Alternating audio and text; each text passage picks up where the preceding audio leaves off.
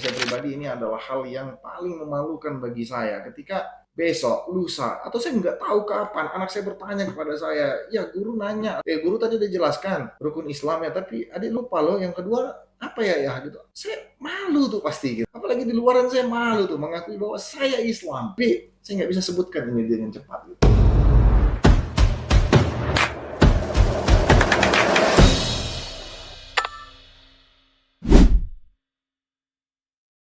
Assalamualaikum warahmatullahi wabarakatuh. Git. Waalaikumsalam warahmatullahi wabarakatuh. Jangan lupa dijawab, kalian juga jangan lupa dijawab. Iya. Tapi kamera baterai penuh kan? Aman, semuanya ready. Oke, semuanya ready. Nanti lagi enak-enak kita berbagi, mati lagi. Kita sama-sama nanya ke diri kita nih yang nonton. Coba sebutin sekarang juga. Dirimu hafal rukun iman? Hafal rukun Islam? Oke. Bagi yang tidak hafal, bukan berarti dirimu salah. Mudah-mudahan ini adalah video ini menjadi bentuk petunjuk dari Allah. Kalian tiba-tiba semangat untuk mengetahuinya. Mudah-mudahan menjadi semangat dan menjadi pengingat di diri saya. Saya tidak boleh dan tidak mungkin lupa untuk itu. Kenapa? Karena menurut saya nih, rasanya malu banget saya mengaku kepada orang lain bahwa saya seorang Islam, tapi saya nggak tahu tuh syaratnya Islam itu apa gitu. Ini kan kacau nih.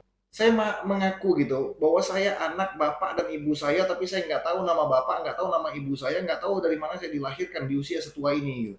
Banyak lagi contoh yang lainnya. Saya mengaku bahwa mobil itu mobil saya, tapi saya nggak bisa buktikan surat-suratnya, saya nggak tahu warna mobilnya, saya nggak tahu warna ini. Ini rasanya aneh ya, aneh saja sih gitu. Mudah-mudahan mungkin dia terlupa, tapi harusnya ini sesuatu yang menurut saya harusnya tidak bisa dilupakan gitu. Kenapa? Karena memang ini hal yang harusnya ketika kita Islam adalah yang kita berusaha untuk jalankan dalam keseharian. Hal yang paling simple, hal yang paling sepele, kecuali khusus untuk orang-orang yang baru login ya. Itu dia punya spesifikasi sendiri yang berbeda gitu. Jadi karena dia juga baru belajar. Tapi untuk kita yang memang Islam dari lahir gitu, saya rasa di SD, di SMP, di SMA ini selalu diulang, dan harusnya menjadi sesuatu hal yang biasa dalam hidup kita gitu. Karena gimana caranya kita ngaku Islam tapi kita nggak tahu rukun Islam, untuk menjadi Islam itu gimana gitu, kita nggak tahu, lupa sama sekali gitu. Kalau lupa masih oke lah, tapi kalau betul-betul dia nggak bisa jawab, yuk yang tadi saya tanya tidak bisa jawab, segera katakan astagfirullahalazim dan alhamdulillah. Mulai hari ini aku harus tahu benar-benar gitu. Kenapa? Karena ini harus pede banget gitu. Yang pertama syahadat, kita tahu 2 kalimat syahadat. Jadi 2 kalimat syahadat ini adalah syarat utama dirimu mendaftar sebagai orang Islam. Ini saya kepada kalian tuh pakai versi saya ya, tapi bukan pakai versi KBBI. Kalau saya ya, aku mengakui bahwa tiada Tuhan selain Allah dan aku mengakui bahwa Muhammad adalah utusan Allah. Jadi ini kan adalah syarat utama. Kalau sampai ini lupa gimana gitu. Kan begitu tuh. Nah, kemudian setelah kita mendaftar ke sekolah gitu. Kalian sekolah ya? SD ya? SD.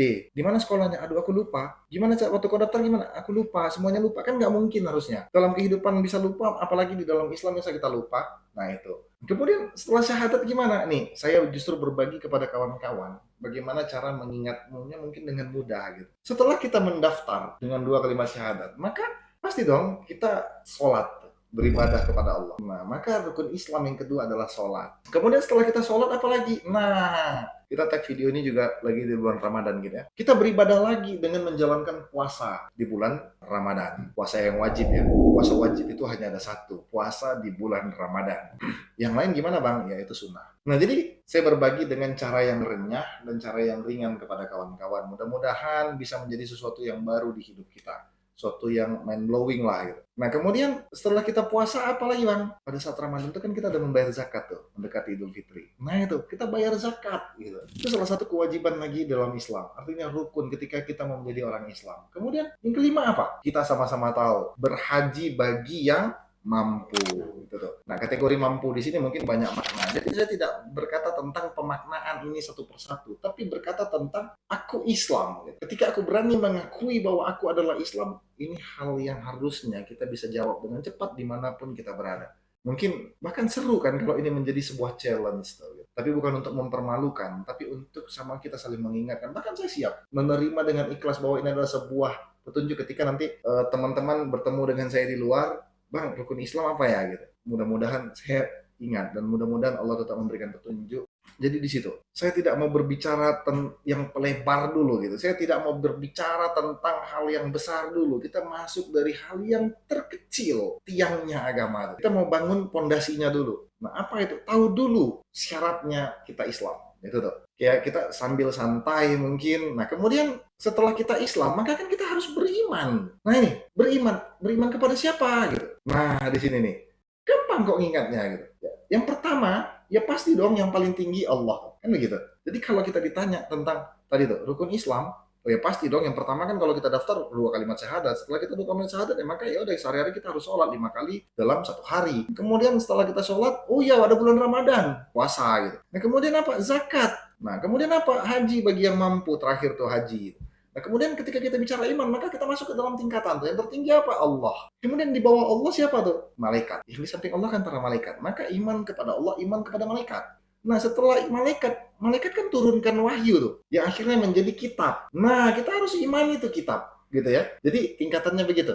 Allah, kemudian dia menciptakan malaikat, kemudian malaikat menurunkan wahyu dalam bentuk kitab tuh. Nah, kitab ini terus siapa lagi? Kitab ini kan harus ada yang menyampaikan, harus ada yang menerima wahyu. Siapa itu? Rasul gitu. Jadi tingkatannya begitu teman-teman. Jadi rasul, oke? Okay? Nah kemudian siapa lagi? Apalagi yang harus kita imani gitu. Nah salah satu yang dibawa oleh Rasulullah, dia memberitahu kita bahwa akan ada datangnya nanti hari kiamat. Jadi kita percaya bahwa akan datang nanti kiamat itu. Gitu. Apalagi gitu. Barulah kita percaya dengan qada dan qadar. Gitu. Kita tidak berbicara tentang pemaknaan dulu satu persatu, tapi berbicara terhadap hal-hal yang remeh dan sering kita lupakan. Gitu. Bagi saya pribadi ini adalah hal yang paling memalukan bagi saya ketika besok, lusa, atau saya nggak tahu kapan anak saya bertanya kepada saya, ya guru nanya, guru tadi udah jelaskan rukun Islamnya, tapi adik lupa loh yang kedua apa ya gitu. Saya malu tuh pasti gitu. Apalagi di luaran saya malu tuh mengakui bahwa saya Islam, tapi saya nggak bisa sebutkan ini dengan cepat. Gitu. Kan bisa aja kita lupa. Ya, mari kita sama-sama istighfar. Saya bisa memastikan sampai detik ini, dan kalian harus pastikan berapa lagu yang banyak kalian hafal, berapa nama artis yang banyak kalian hafal, gitu. Berapa quotes, berapa hashtag, berapa bahasa gaul yang kalian hafal gitu. Tapi seremeh itu kalian bisa lupakan, tuh. Ini nggak adil banget gitu. Ayo sama-sama gitu. Saya juga kembali lagi, saya juga mengingatkan kepada diri saya. Saya bukan hanya mengingatkan kepada kalian. Semakin banyak saya bicara kepada kalian, sebenarnya itu adalah bentuk di mana saya menanamkan ke alam bawah sadar saya gitu, agar ini menjadi diri saya sendiri. Nah itulah fungsi dan tujuan utama kita berbagi video ini kepada kalian. Nah setelah itu baru kita masuk ke dalam pemaknaan satu persatu dan pengaplikasian satu persatu.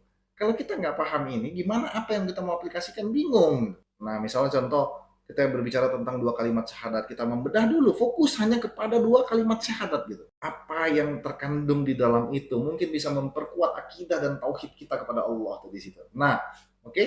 Kemudian ketika kita berbicara, ketika saya berbicara dengan adik-adik tuh tentang sholat ya, saya tidak berbicara hal yang besar gitu. Berbicara tentang ketika kau takbir, apa yang harus ada di pikiranmu. Mungkin ulama-ulama sebelumnya sudah banyak membahas ini ya, terutama Adi Hidayat, Ustadz Abdul Somad. Nah, ada membahas ini yang mungkin bisa menjadi referensi. Tapi saya mencoba juga berbagi bersama kalian tentang hal-hal yang mungkin remeh tuh, tapi begitu berarti dan begitu penting. Jadi mulai dengan apa yang harus ada di pikiran kalian, apa yang kalian ucapkan tuh. Nah, kemudian bentuk nyata bahwa maha besarnya Allah itu seperti apa tuh, gitu. Allahu Akbar gitu ya. Nah, kemudian selesai kalian membaca Allahu Akbar, kemudian kalian baca doa iftitah, kalian maknai, dan bukan menjadi salah satu kewajiban sholat, tapi yang wajib Al-Fatihah. Saya katakan kepada adik-adik, minimal tahulah kalian apa tuh arti Al-Fatihah. Bukan kalian urutkan, tahu dengan memahami beda ya. Nah jadi sama-sama kita benar-benar memahami setelah ini Al-Fatihah.